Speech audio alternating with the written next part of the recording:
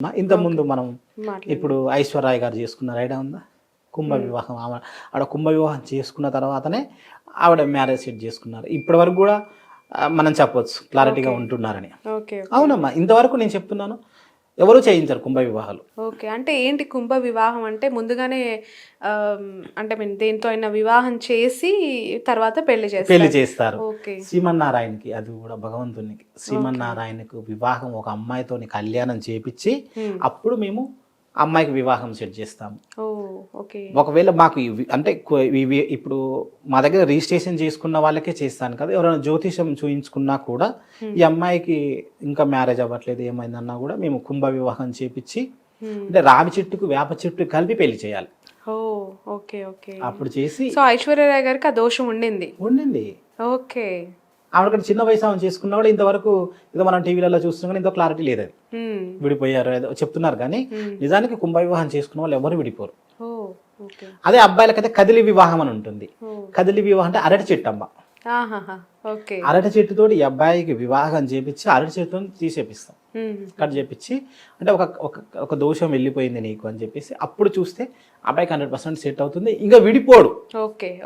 కొంతమందికి అయితే 3 పెళ్లిలు అట్లా అవుతుంటాయి, 4 పెళ్లిలు కూడా వచ్చిన వాళ్ళు కూడా వస్తుంటారు.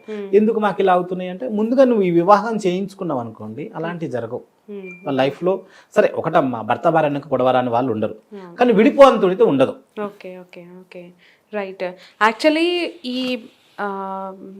మ్యారేజ్ బ్యూరోకి సంబంధించి మీ దగ్గరకు వచ్చే వాళ్ళ జాతకాలు మీరు చాలా చూసుంటారు కదా, గతంతో పోలిస్తే ఇప్పుడు పెళ్లి వ్యవస్థలో వచ్చిన మార్పులు ఏంటి మీరు అబ్జర్వ్ చేసిన దాంట్లో ఒక పాయింట్లో చెప్తే ఈ టాపిక్ క్లోజ్ చేద్దాం. నేను ఒకటే చెప్తానమ్మా, ప్రతి దాంట్లో కూడా అబ్బాయి కానీ అమ్మాయి కానీ తగ్గి ఉంటే ఆ వివాహ వ్యవస్థ 100% బాగుంటుంది.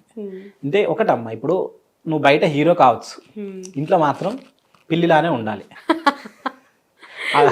అబ్బాయి విషయంలో, అమ్మాయి విషయంలో ఎవరికైనా ఇంపార్టెన్స్ ఇవ్వం. తల్లి అంటే అమ్మ పేరెంట్స్కే కాదు, మీ ఫ్రెండ్స్ అయినా మీ అన్నదమ్ములు ఉంటారు కదా, బ్రదర్స్ అయినా కూడా అందరికి ఇంపార్టెన్స్ ఇవ్వు, కానీ నీ భర్త కంటే ఎక్కువ కాదు అని నువ్వు నిరూపిస్తే 100% వాళ్ళు కలిసి ఉంటారు. రెండు ఇవే వస్తున్నాయి ఇక్కడ. ఏంటంటే వాళ్ళకి ఇంపార్టెన్స్ ఇస్తుంది, నాకు ఇవ్వట్లేదు, నన్ను తక్కువ చేస్తుంది. అతను ఏంటంటే సరిగ్గా నన్ను చూడట్లేదు. అంటే నువ్వు బయట నువ్వు ఫ్రెండ్స్ కోసం ఎంతో టైం కేటాయిస్తావు, కానీ ఇంట్లో విషయానికి వస్తే స్టార్టింగ్ లో ఉంటుంది అది ఒక 3-4 years వరకు మంచిగా చూసుకున్నాడు, తర్వాత తగ్గుతుంది అనేసరికి కంప్లీట్. ఓకే. చాలా మంది అబ్బాయిలకి పెళ్ళిళ్ళు కాకుండా ఉండిపోతున్నారు. అసలు నిజంగా వాళ్ళలో దోషాలు ఉన్నట్ట, లేదంటే వాళ్ళ జాతకరీత్యా ప్రాబ్లమా, వాళ్ళ ఇంట్రెస్ట్ కోల్పోవడమా, మీరు అబ్జర్వ్ చేసింది ఏంటి? ఫస్ట్ ఏంటంటే ఒక వయసు వచ్చినాక చాలా సంబంధాలు వస్తాయి. ఓకే. 26, 27, 25 నుంచి చూడండి, వాళ్ళకి మంచి మంచి సంబంధాలు వస్తాయి. అప్పుడు ఏమంటారంటే ఇంతకంటే బెటర్ సంబంధం వస్తుందేమో, ఇంకా నేను సెటిల్ అవ్వాలేమో అనే ఫీలింగ్ ఉంటుంది ఫస్ట్. అంటే ఇంతకంటే బెటర్ శాలరీ వస్తుంది, ఇంతకంటే ఇంకా ఎక్కువ కట్నం ఇచ్చే అమ్మాయి, ఇంతకంటే ఇంకెక్కువ అందంగా ఉన్న అమ్మాయి వస్తుంది ఆశతో చూస్తారు. ఆ తర్వాత ఏమవుతుంది, 30 years దాటినాక మనం వాళ్ళ వెంట తిరగాల్సి వస్తుంది. ఫస్ట్ ఆ ఈగోని తగ్గించుకోవాలి. ఇప్పుడు వచ్చిన దాంట్లో ఇది బెటర్గా చూసుకోవాలి. అది వెళ్ళిపోయింది అనుకోండి, సో నీకు ఆ టైం కూడా అయిపోతున్నట్టే. ఇక నువ్వు అప్పుడు పెళ్లి కోసం ఇంకో వస్తుంది ఏమంటే అప్పుడు సెకండ్ మ్యారేజ్ కూడా కావడం కూడా చాలా కష్టంగా ఉంటుంది. అట్లాంటి వాళ్ళకి ఏంటంటే ఇట్లా కదిలి వివాహం అనేది ఇప్పుడు చేపిస్తే మీకు త్వరగా శీఘ్రంగా పెళ్లి అవుతుంది. ఓకే. రైట్. శర్మ గారు, మరొక పాయింట్, వారాహి మాతకి సంబంధించి మీరు ఉపాసకులు ఎన్నో నాకు తెలిసి యాగాలు, హోమాలు, పూజలు, పునస్కారాలు, ఎప్పుడు వారాహి నిత్య ధ్యానంలో ఉండిపోతారు కదా మీరు. ఎందుకు అంతలాగా మీరు దాంట్లోనే లీనమైపోయారు? ఏంటి స్పెషాలిటీ? అమ్మవారు ఉపాసకునండి. నాకు కొన్ని విషయాలలో అమ్మవారు చాలా చూపించారు. అంటే వారాహి అమ్మవారు ఎవరంటే లలిత అమ్మవారు ఉంటారు కదమ్మా, లలిత అమ్మవారికి సైన్య అధ్యక్షురాలు. అంటే ఆవిడని కాపాడుతూ ఉంటుంది. ఆవిడని కాపాడిన మనల్ని కాపాడదా?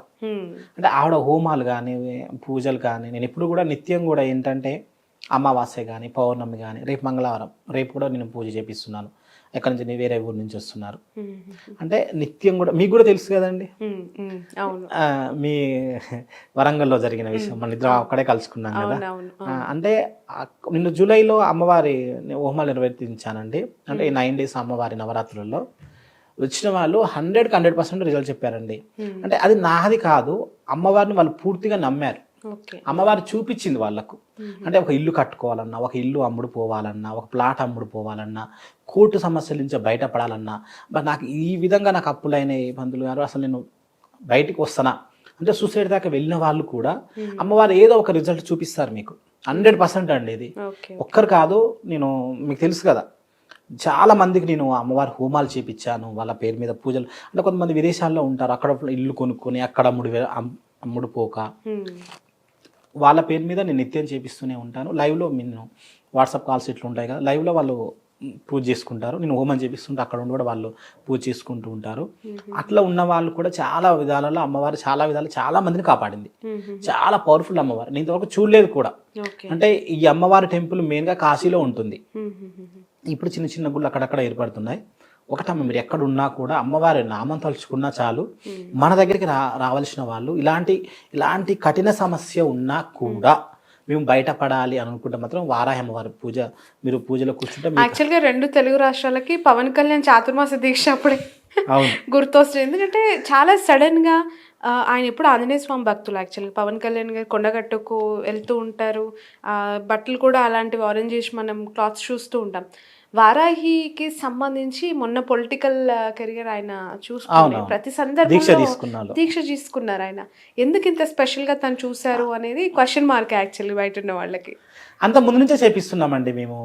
ఈ మధ్య కాలంలో పవన్ కళ్యాణ్ గారు వచ్చిన తర్వాత చాలా పాపులర్ అయింది అమ్మవారు. కానీ అంత ముందు నుంచే మనం వారాహి పూజలు చేపిస్తున్నాము. అంటే ప్రత్యేక ప్రాచుర్యం కదా, నేను ఒక 5 years నుంచి చేపిస్తున్నానమ్మా. పవన్ కళ్యాణ్ గారు 1-2 years బ్యాక్ నుంచి ఎక్కువగా ప్రాచుర్యంలోకి తీసుకొచ్చారు అమ్మవారిని. అంటే కఠినమైన పనిది కాదు అని అనుకున్నది కూడా చేసే అమ్మవారే. నేను లైవ్లో చూసింది వారాహి అమ్మవారు. ఎందుకంటే మన ఫస్ట్ పుట్టింది ఏం చెప్తాం, భూమి అని చెప్తాం. అంటే ఇప్పుడు మనము వెంకటేశ్వర స్వామి ఉన్నారు తిరుపతిలో, పక్కనే వారాహి టెంపుల్ ఉంది, వరాహమూర్తి టెంపుల్ ఉంటుంది. అంటే ఆ భూమి వెంకటేశ్వర స్వామికి ఇచ్చింది కూడా వరాహమూర్తి. అంటే అసలు మీకు తెలియనిది ఏంటంటే, తిరుపతిలో ఫస్ట్ వరాహమూర్తికి నైవేద్యం పెట్టిన తర్వాత స్వామివారి దగ్గర తీసుకెళ్తారు. అది మీకు తెలుసా? అంటే ముందుగా మనకి ఏ పనైనా కూడా అతి కఠినంగా చేసే భూమి కావాలన్న. ఇప్పుడు అందుకే భక్తులు కూడా తెలిసిన వాళ్ళే వెళ్తారు, తెలియని వాళ్ళు డైరెక్ట్ గర్భగుడికి వెళ్ళిపోయి, అంటే మేము లోపలికి తిరుమల వెంకటేశ్వర స్వామి గుడికి వెళ్తారు. బట్ చాలా మంది పక్కన కూడా దర్శించుకొని వెళ్ళాలని సెంటిమెంట్ గా పెట్టుకొని వెళ్తున్న వాళ్ళు ఉన్నారు. అవును, పాతకాలం వాళ్ళు వెళ్తుంటారు.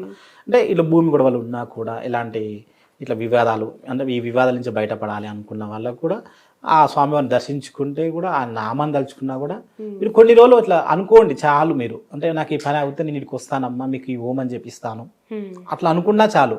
కొన్ని రోజులు అంటే వారాహి కవచం ఉంటుంది, ఇప్పుడు అన్నీ నెట్లో దొక్కుతున్నాయి ప్రతిది కూడా. అట్లా అనుకొని అమ్మవారికి సాయంత్రం పూట పాకం నైవేద్యంగా పెట్టి వారాహి కవచం చదువుకున్నా కూడా అమ్మవారు ఈ కొన్ని రోజుల్లో మీకు పూర్తిగా చూపిస్తారు. ఎలాంటి సమస్య అయినా కూడా ఫస్ట్ మీరు అనుకోండి అంతే. అంటే నేను ఫస్ట్ వచ్చి మీరు పూజలో కూర్చోండి అని నేను చెప్పట్లేదు. ఏమైనా మిరాకిల్స్ ఉన్నాయో మాతో షేర్ చేసుకునే, అంటే మీరు పూజలు చేసి చాలా మంది మీతో షేర్ చేశారన్నారు కదా, ఒక 1 example ఏమైనా చెప్పగలుగుతారా? 100% అండి. ఇప్పుడు ఈ మధ్య కాలంలో టీడీపీ లీడరు గ్రీష్మ గారని ఉన్నారు, తెలుగుదేశం పార్టీ అధికార ప్రతినిధి అని. వాళ్ళ అమ్మగారు వచ్చేసి ప్రతిభ గారు అమ్మగారు, ఆవిడ ఇంతకుముందు స్పీకర్ గా పనిచేశారు. అయితే ఆవిడ కాల్ చేసిన దాకా తెలియదు నాకు, నేను ఎట్లా చూసి సడన్ వచ్చారు, ఇట్లా కాల్ చేసి మాకు ఇట్లా హోమం కావాలండి అని చెప్పాము. రాజశ్యామల వారాహి 2 చేపించాను. చేపించిన తర్వాత ఆడ అయిపోయిన 4 days 5 days కాల్ వచ్చింది వాళ్ళ దగ్గర నుంచి. అమ్మ ఏంటమ్మంటే, పంతులు గారు నేను కన్సీవ్ అయ్యాను నాకు అని మళ్ళీ చెప్పారు. ఈ మధ్య కాలంలో లేటెస్ట్గా ఒక 1 week 10 days కార్తీక మాసంలో స్టార్టింగ్లో అనుకుంటా కాల్ చేసి, నమస్తే అమ్మ బాగున్నారు అమ్మ అని వాళ్ళే కాల్ చేశారు అన్నట్టు. చేస్తేను అమ్మ చెప్పండి అమ్మ అంటే, పంతులు గారు మీరు అన్న విధంగా నాకు మంచిగా పదవి ఇచ్చారు, ఏదో చెప్పారు ఆ పదవిని. ఆ పదవి ఇచ్చారండి, మళ్ళీ నాకు మళ్ళీ పూజ చేయాలి టీడీపీలో గవర్నమెంట్లో ఏదో మంచి పదవి ఏదో అధికార చెప్పారండి, ఫైనాన్స్ కార్పొరేషన్ అనుకుంటా.